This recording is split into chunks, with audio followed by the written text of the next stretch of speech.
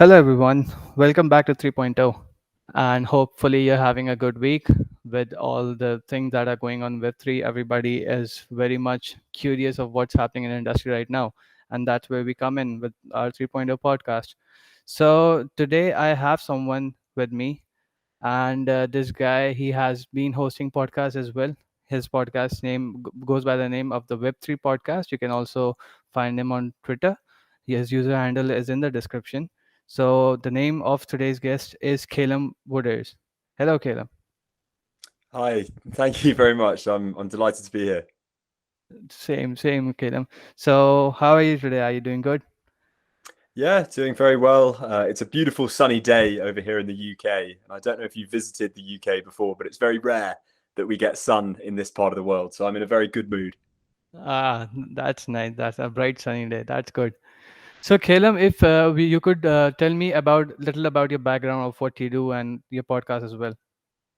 Yeah, absolutely. So I'm from I suppose a very blue chip sales and marketing background. You know, the first few years of my career was spent at two of the big asset management or the investment management companies, as the sector's sometimes called.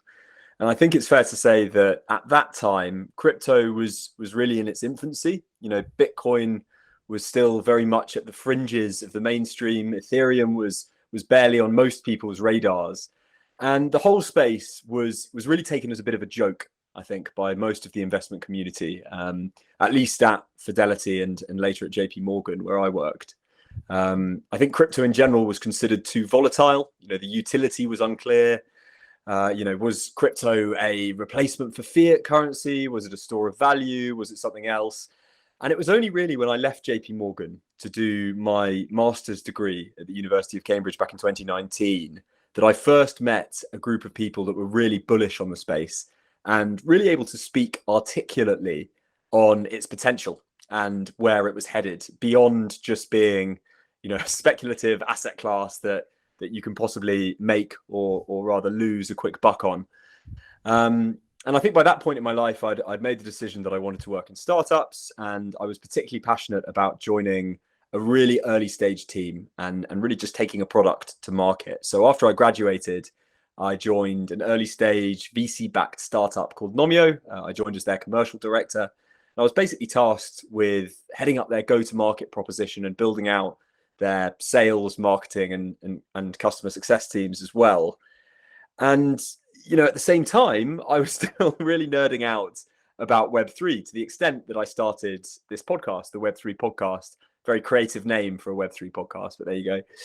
And at the time of this recording, it's actually the top rated Web3 podcast in the UK and Europe. So that's been, a really interesting journey. It's introduced me to so many, really interesting, really talented founders, creators, investors, and thought leaders in the space. But more interestingly, though, and at least for me, and I know this is going to be the theme of this podcast, it's really allowed me to compare the experience of going to market in Web 2, so, at a traditional SaaS company like Nomio, and going to market in Web 3. So I'm super excited to be here today to share my learnings.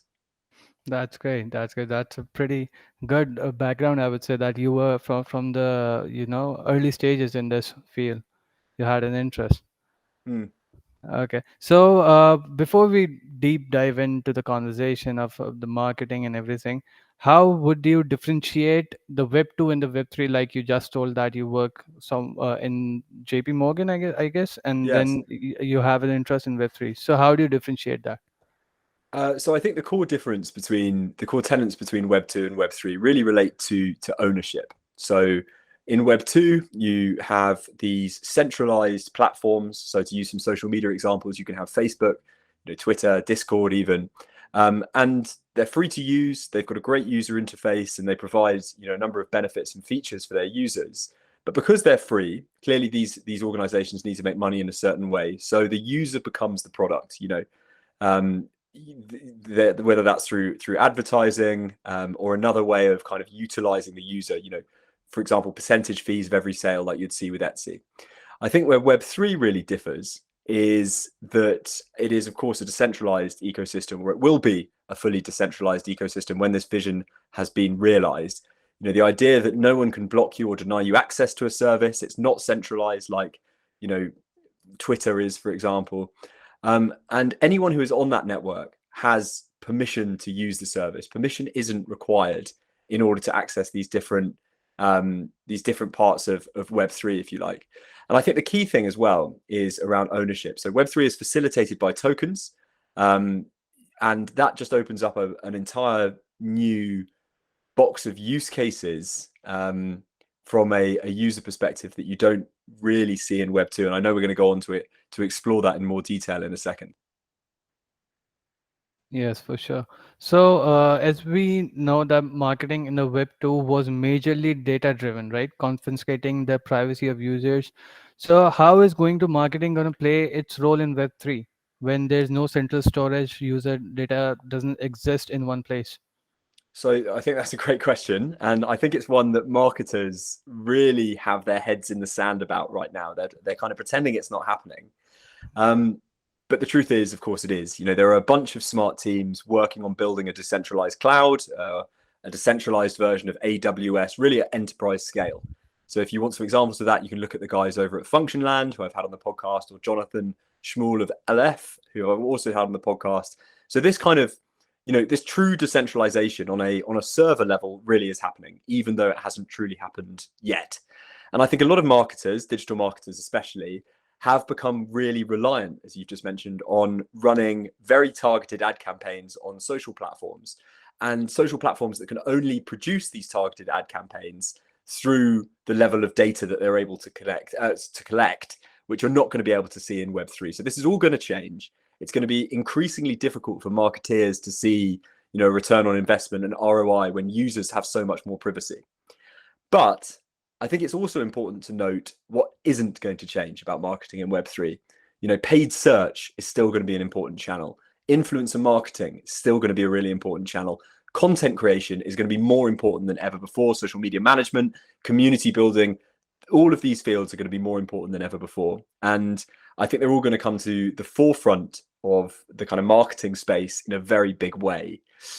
And I'm also really excited to see the emergence of brand new Web3 specific tech. So an example would be Cookie 3.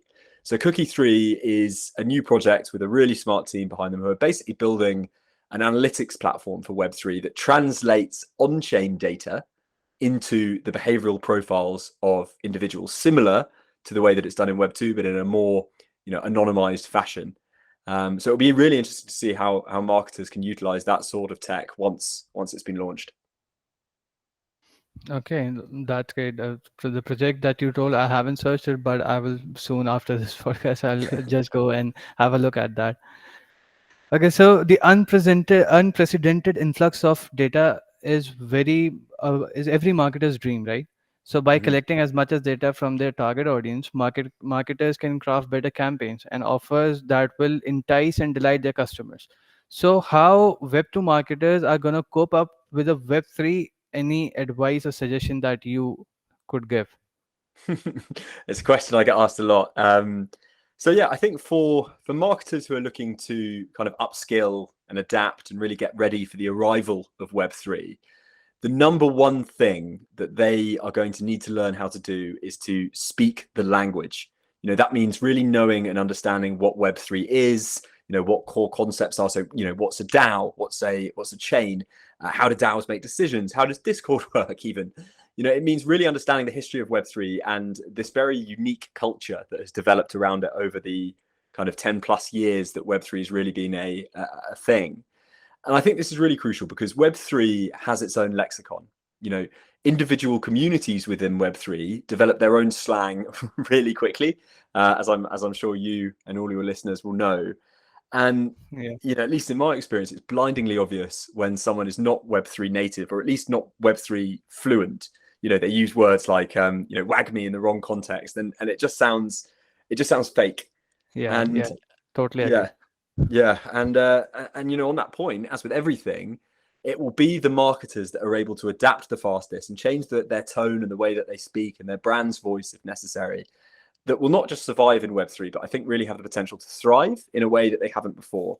And the reason I say that is because there is such a chronic lack of marketing and sales talent in the space right now.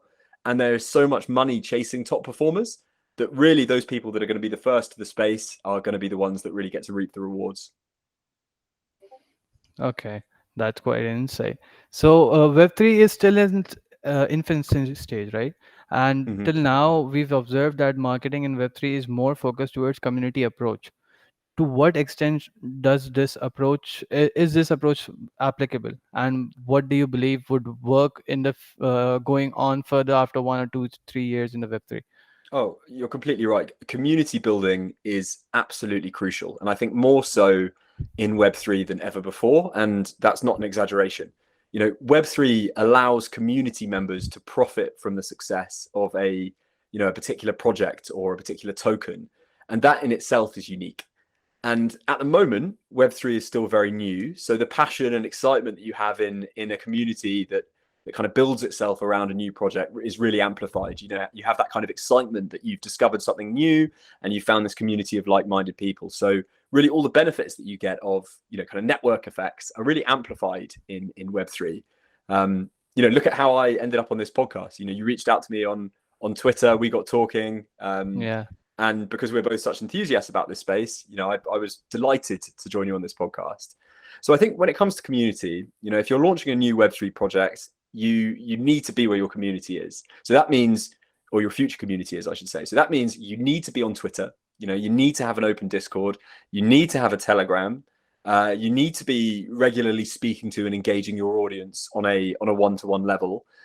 And I think the second thing that's going to become increasingly important is transparency and brand building. And when I say brand building, I really mean that on a personal level, a personal brand.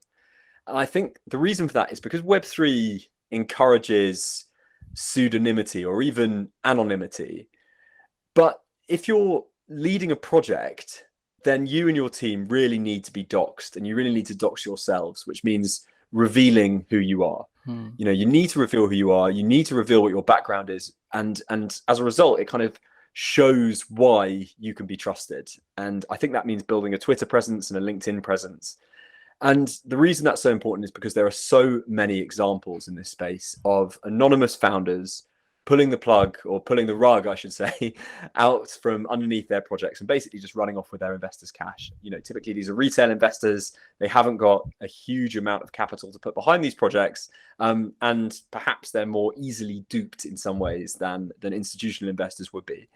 And it's much, much harder to pull off a scam like that if you're in the public eye. You're either going to have kind of internet vigilantes tracking you down, or you're going to end up in the hands of law enforcement, like we've seen already happening in the US. Yes. And I think the final thing is really utilizing influencer marketing in terms of an approach that's going to work in Web3. And that's a slightly controversial comment at the moment, because there's a lot of kind of discourse in Web3 that influencer marketing doesn't work. And I really am quite puzzled by that. Because there are literally thousands of Web3 influencers, from the nano level right through to I suppose hero talent like Chris Dixon of Andreessen Horowitz. And I think if you can get even a handful of influencers at any level engaged with your community or with your project, your growth is going to be orders of magnitude bigger from the get-go than you'd otherwise experience. So I still think there is definitely a place for influencer marketing. We don't have to throw out that playbook just yet. Okay, that's great. So, as you told before that you and I are both enthusiasts about this space, and we just came on Twitter and we jumped into this podcast. So, the adaptability of this space in the past years has grown like crazy. Everybody is accepting it now. People are coming on board, starting new projects. So, this internet revolution is arriving sooner. So then people realize that it might take some time, but it arrived much sooner than possible. So what measures does the brand should adopt in order to survive in the Web3 in the marketing and sales? So what should brands do in order to survive in Web3 in terms of marketing and sales? Yeah. I think a lot more than they're doing already, but I'll give you some specific examples. So as much as it pains me to say this, given, throughout my career, I've been predominantly a salesperson as opposed to a marketeer. Marketing's always been part of my job, but kind of not my core focus until very recently. And I think that marketing has actually been a lot faster to adapt to Web3 than sales has, and particularly B2B sales. Really the only true sales roles that you see at Web3 companies are either, selling DeFi products, usually to investment funds or to hedge funds that want exposure to crypto or to Web3, or they're selling blockchain solutions to big corporates. They're selling them to, supply chain teams or procurement teams or legal teams or whatever it might be. And this is all going to change. I think there are a couple of trends that sales and marketing teams really need to get used to and get used to quickly. And the first is social selling, or what I think is most recognizable as social selling. So just to give your listeners a bit of an example, at present, B2B social selling or even B2C direct social selling takes place pretty much entirely on one platform. And that platform is, of course, LinkedIn, right? At least where we're headed at Web3 at the moment, this really looks set to change. And I think this is for various reasons. But the conversations around Web3, as we've kind of already touched on, they take place on 4 core platforms, right? They take place on Discord, Twitter, Reddit, and Telegram. Each of these platforms have their own nuances. They have their kind of cultural do's and don'ts. And so the approach that salespeople take to each of these platforms really needs to be different. And, as I found in my own experience of running the Web3 podcast, communicating across these different channels is it's an exhausting experience. You message someone on Twitter, they give you their Telegram, you have to schedule a call via their Calendly, and that gets sent to your email. You're jumping across all of these different platforms at the same time. In fact, that's exactly what our workflow looked like when we were setting up this call, right? Pretty much exactly that. And when you've got so many communication channels, I really think it's inevitable that at some point the ball gets dropped, right? Measuring the effectiveness of your campaigns becomes really complicated. And this clearly needs to change for sales ever to really take off in a Web3 context. So as a result, my prediction is that we're going to see the emergence of a new class of social CRMs, relationship management systems. And I imagine that these will allow you to communicate via multiple channels from a single platform. I know there's a couple of projects out there like beeper.com and texts.com that are trying to kind of aggregate all these different social channels into one application. And this is really going to become the norm for Web3 sales teams. Businesses really need to take the lead on this now and either buy, an early stage social CRM or build something in-house. They need to start thinking this way about how they reach out to their prospects, basically throwing out the old B2B playbook. The second, and I think this is a more unique point, is the emergence of an entirely new field. So this is, of course, DAO, sales to DAOs, or what I call B2D, business to DAO sales.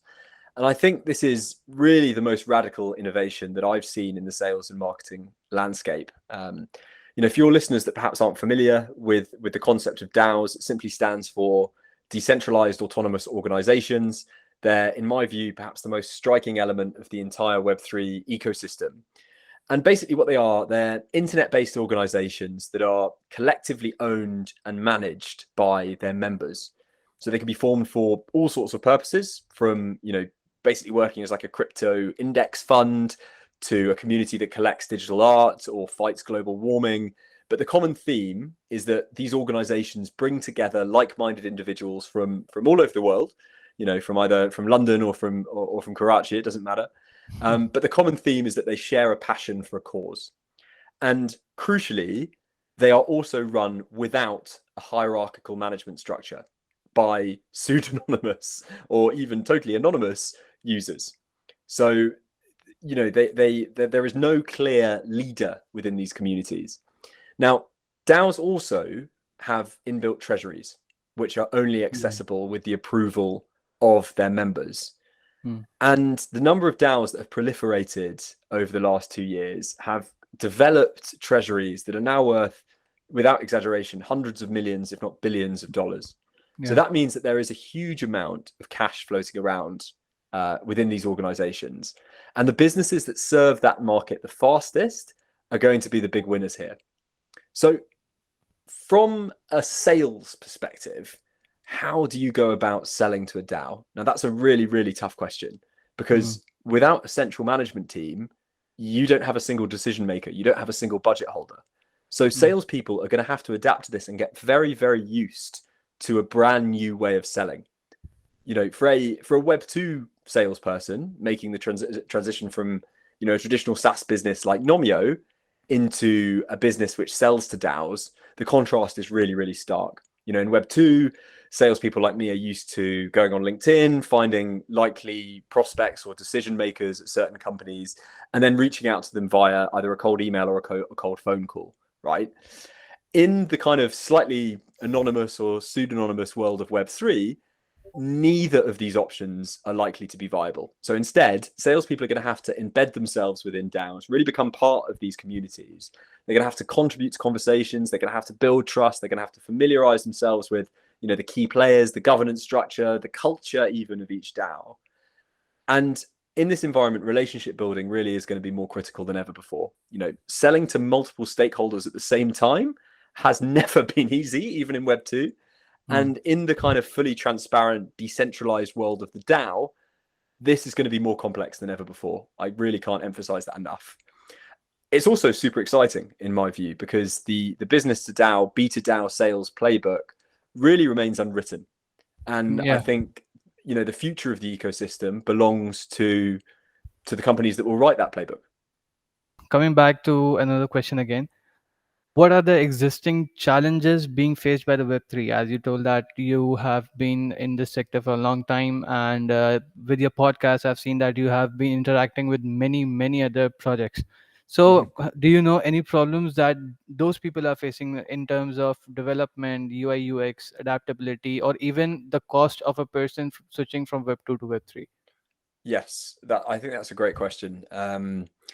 So I think for me, there are quite a few obvious challenges. And, the good news is that all of them are slowly being solved. But until they are solved, it's really going to hamper mainstream adoption, I think, of Web3, technology and values. So the first problem, which I think is, we've already sort of touched on today, is infrastructure related. We spoke about the emergence of a decentralized cloud earlier, a decentralized version of AWS that developers can use to host their applications. And, it's being built, but it isn't really here yet. So all of the, the big exchanges, most Web3 projects even, are not truly decentralized. And, they're actually built largely on AWS still, out of necessity, which really runs counter to this philosophy that's come around about user autonomy and privacy. And I think storing information on centralized servers just really runs counter to the ideal of Web3. The second problem is a UX UI problem. And I know we've spoken about this in the past, but I actually think that we've made decent progress on sorting this problem out as a community. But you've got to remember that without a really great, easy to use user interface, Web3 projects are just not going to appeal to the mainstream. Early iterations of Web3 were really built by hackers for hackers or by devs for devs. And that clearly needs to change to really achieve mainstream adoption. And, from my own experience, beyond buying crypto, I think we've got a lot of catching up to do on this front still. I remember the first time that I tried to use, I think it was Pancake Swap to convert ETH to some random altcoin. I'm not technical, but nor am I completely technologically illiterate. And even I found it really complex. And I'm actually willing to invest my time and energy learning and understanding this space. And you've got to remember that most people simply aren't going to do that. So yeah, there's that. And then, the third thing, of course, as you touched on when you asked this question, is the costs associated with the space, particularly the kind of switching costs. And really what I'm talking about here are gas fees or really any fees at all. This ecosystem, as I mentioned at the beginning, is really facilitated by tokens. And as long as there is a cost, or at least a relatively significant cost associated with transferring those tokens from person to person, Web3 is just not going to enter the mainstream in a way that a platform like Instagram or Twitter has, for example. And I'm encouraged because I think we're seeing huge strides, particularly with chains like Avalanche and Solana upcoming changes to the way that Ethereum works, but we're still not there yet. So I think that's a biggie, because wherever there is a financial cost, inevitably there's friction, right? Yeah. And then the final thing is more about adoption. Governments are suspicious of Web3.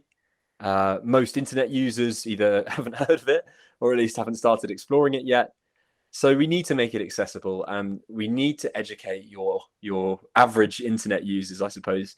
Someone like my mum, for example, Yeah. on why Web3 can benefit them, and how it works. And that adoption, mainstream adoption, I don't think is going to come until we fix the three problems I mentioned previously.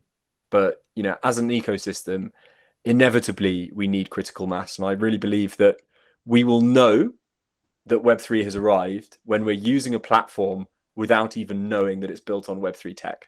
That for me is going to be the key indicator.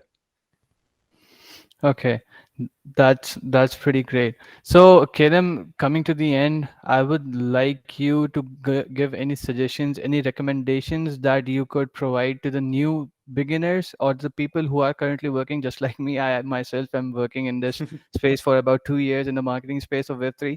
So, any suggestions that you would like to share with us? Yeah.